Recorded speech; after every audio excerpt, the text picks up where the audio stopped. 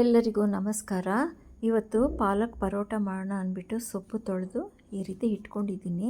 ಇದನ್ನು ಚೆನ್ನಾಗಿ ತೊಳೆದು ಬೇಯಿಸಿ ನಂತರ ತಣ್ಣೀರಲ್ಲಿ ಆರಿಸಿ ಮಿಕ್ಸಿಗೆ ಹಾಕಿ ರುಬ್ಕೊಳ್ತೀನಿ. ಅದು ರುಬ್ಕೊಂಡಿದ್ದನ್ನು ನೋಡಿ, ಗೋಧಿ ಹಿಟ್ಟಿಗೆ ಸ್ವಲ್ಪ ಚಿಲ್ಲಿ ಪೌಡರು, ಸ್ವಲ್ಪ ಧನಿಯಾ ಪೌಡರು, ಸ್ವಲ್ಪ ಜೀರಾ ಪೌಡರು, ರುಚಿಗೆ ತಕ್ಕಷ್ಟು ಉಪ್ಪು ಮತ್ತು ಅಜ್ವಾಯಿನು ಮತ್ತು ರುಬ್ಬಿಟ್ಕೊಂಡಿರೋ ಪಾಲಕ್ ಸೊಪ್ಪಿನ ಗ್ರೇವಿನ ಹಾಕ್ಕೊಂಡು ಈ ರೀತಿ ಚಪಾತಿ ಹಿಟ್ಟಿನ ಅದಕ್ಕೆ ಕಲಸಿ ಒಂದು 5 ನಿಮಿಷ ಮುಚ್ಚಿ ಇಟ್ಟರೆ ಚಪಾತಿ ಸಾಫ್ಟಾಗಿ ಬರುತ್ತೆ.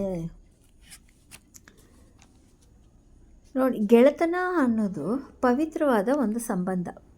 ಇಲ್ಲಿ ಬಡತನ, ಸಿರಿತನ, ವಿದ್ಯಾವಂತ, ಅವಿದ್ಯಾವಂತ ಯಾವುದೇ ಬಗೆಯ ಭೇದ ಭಾವ ಇರೋದಿಲ್ಲ. ಹುಟ್ಟಿದ ಅಣ್ಣ ತಮ್ಮಂದಿರಾಗಿಯೋ ಬೆಳೀತಾ ದಾಯಾದಿಗಳಾಗಿ ಬದುಕು ಸಾಧಿಸೋರು ನಮ್ಮ ಮಧ್ಯೆ ತುಂಬ ಜನ ಇದ್ದಾರೆ.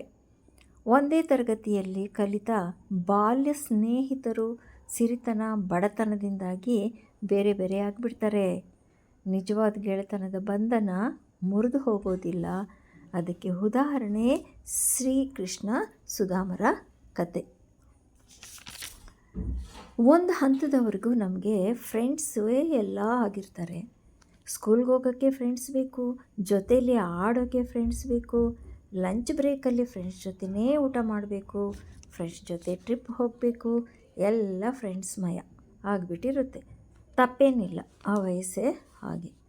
ಆದರೆ ಅದೇ ಫ್ರೆಂಡ್ಸು ದೊಡ್ಡವರಾಗಿ ತಮ್ಮ ತಮ್ಮ ಜೀವನದಲ್ಲಿ ಸೆಟ್ಲ್ ಆದಾಗ ಕೆಲವರು ನಿಸ್ವಾರ್ಥಿಗಳಾಗಿ ನಾವು ಯಾರಿಗೂ ಮೋಸ ಮಾಡದೆ, ನೋವು ಕೊಡದೆ ಬಂದಿದ್ದರಲ್ಲೇ ತೃಪ್ತರಾಗಿರ್ತೀವಿ. ಇನ್ನು ಕೆಲವರು ಪಕ್ಕಾ ಸ್ವಾರ್ಥಿಗಳಾಗಿ ಬೆಳೆದು ಯಾರ ಮನೆ ಹಾಳಾದರೂ ಸರಿ, ನಾವು ಚೆನ್ನಾಗಿದ್ದರೆ ಸಾಕು, ನಮ್ಮ ಹೆಂಡತಿ ಮಕ್ಕಳು ಚೆನ್ನಾಗಿದ್ದರೆ ಸಾಕು ಅಂತಾರೆ. ಇಂತಹವರು ಊರೇ ಒತ್ತಿ ಹುರಿದ್ರು ನಮ್ಮ ಮನೆಗೆ ಬೆಂಕಿ ಬಿದ್ದಿಲ್ಲ, ನಾವು ಸೇಫ್ಟಿಯಾಗಿದ್ದೀವಿ ಅಂದ್ಕೊಳ್ತಾರೆ. ಇವರೇ ಹಣಕಾಸು, ಆಸ್ತಿ, ಅಂತಸ್ತಿನ ವಿಷಯದಲ್ಲಿ ಬಹಳ ಎತ್ತರಕ್ಕೆ ಬೆಳೆದಿರ್ತಾರೆ.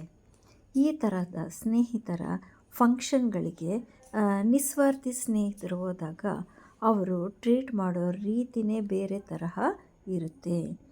ಯಾಕಂದರೆ ಇವರು ಅವರಷ್ಟು ಎತ್ತರಕ್ಕೆ ಬೆಳೆದಿರಲ್ಲ, ಯಾರಿಗೂ ಮೋಸ ಮಾಡಿರಲ್ಲ, ಬಂದಿದ್ದರಲ್ಲಿ ತೃಪ್ತಿಯಿಂದ ಇರ್ತಾರೆ. ದಯವಿಟ್ಟು ಯಾರು ಈ ರೀತಿ ಕರೆದು ಅವಮಾನ ಮಾಡಬೇಡಿ. ಮತ್ತೆ ಇನ್ನು ಕೆಲವರು ಸಹಾಯ ಮಾಡೋ ನೆಪದಲ್ಲಿ ತಮ್ಮನ್ನು ನಂಬಿ ವ್ಯವಹಾರ ಮಾಡಿದರೆ ಅವರನ್ನೇ ಮುಳುಗಿಸಿಬಿಡ್ತಾರೆ. ಇಂತಹ ಫ್ರೆಂಡ್ಶಿಪ್ ಬೇಕಾ? ಈತ ಅಥವಾ ಈಕೆ ನನ್ನ ಬಾಲ್ಯದ ಗೆಳೆಯರು, ಇವರಿಗೆ ವ್ಯವಹಾರ ಜ್ಞಾನ ಚೆನ್ನಾಗಿದೆ ಅಂತ ಅವರ ಜೊತೆ ಏನಾದರೂ ಸೈಟ್ ವ್ಯವಹಾರನೋ ದುಡ್ಡಿನ ವ್ಯವಹಾರನೋ ಮಾಡಿದರೆ ಮುಗಿದೇ ಹೋಯಿತು. ಸೈಟ್ ಮಾಡಿಸಿಕೊಡ್ತೀನಿ ಅನ್ನೋ ನೆಪದಲ್ಲಿ ಅರ್ಧಕ್ಕೆ ಅರ್ಧ ಹಣನ ಅವರೇ ನುಂಗಿ ಬಿಡ್ತಾರೆ. ಇನ್ನು ದುಡ್ಡಿನ ವ್ಯವಹಾರ ಮಾಡಿದರೆ ಹಣ ನನ್ನದಲ್ಲ, ನಾನು ಬೇರೆಯವರಿಂದ ಹಣ ಪಡೆದು ನಿಮಗೆ ಕೊಟ್ಟಿದ್ದೀನಿ ಅಂತ ಡಬ್ಬಲ್ ಬಡ್ಡಿ ವಸೂಲಿ ಮಾಡ್ತಾರೆ. ನಾವು ಅಂದ್ಕೊಳ್ತೀವಿ, ಓಹೋ, ಇವರು ನನ್ನ ಬಾಲ್ಯದ ಗೆಳೆಯ ಅಥವಾ ಗೆಳತಿ, ನಮ್ಮ ಪರಿಸ್ಥಿತಿ ಇವರಿಗೆ ಚೆನ್ನಾಗಿ ಗೊತ್ತಿದೆ, ಇವರು ನಮಗೆ ಮೋಸ ಮಾಡಲ್ಲ ಅಂತ ನಂಬಿದರೆ ಖಂಡಿತ ಇಂಥವರಿಂದಲೇ ನಮ್ಮ ಕೈಗೆ ಚಿಪ್ಪು. ನಾವು ಯಾವತ್ತೂ ನಮ್ಮ ಆಪ್ತರೊಂದಿಗೆ ವ್ಯವಹಾರ ಮಾಡಲೇಬಾರದು, ನಮ್ಮ ಕಷ್ಟನೂ ಸಹ ಹೇಳ್ಕೊಳ್ಬಾರ್ದು. ನಾವು ಒಳ್ಳೆ ಫ್ರೆಂಡ್ಸ್ ಆಗಿದ್ದರೆ ಖಂಡಿತ ನಮ್ಮಿಂದ ಒಳ್ಳೆಯದನ್ನು ಮಾಡೋಣ. ಇನ್ನೊಬ್ಬರ ಕಷ್ಟನ ಡಬಲ್ ಮಾಡೋದು ಬೇಡ. ಸಾಧ್ಯವಾದರೆ ಶ್ರೀಕೃಷ್ಣ ಸುಧಾಮರಾಗೋಣ. ಹಣದ ಆಸೆಗೆ ಬಿದ್ದು ಮನುಷ್ಯತ್ವನೇ ಮರೆತು ರಕ್ತ ಹೀರೋ ತಿಗಣೆಗಳಾಗೋದು ಬೇಡ.